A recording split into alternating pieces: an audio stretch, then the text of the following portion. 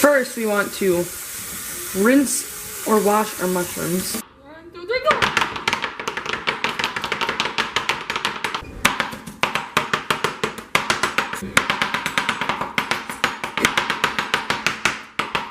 Here we have 2.5 pounds of sirloin steak, which we're gonna cut into reasonably sized pieces.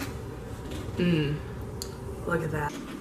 You get this, and you put some olive oil, so you can make your meat. Alright, now we're going to add the meat. You season it with salt and pepper. Now you put the vegetables that you had cut up previously into the container. Now watch some Star Wars while you wait. Now you put the steak in with the sauteed vegetables.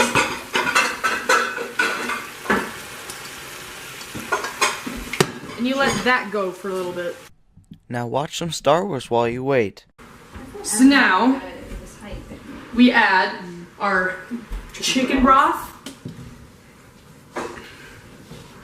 2 cups of chicken broth. For a total 2.5 tablespoons of paprika. And 1 tablespoon of ground mustard. tomato paste. Small can. And now you let this thicken.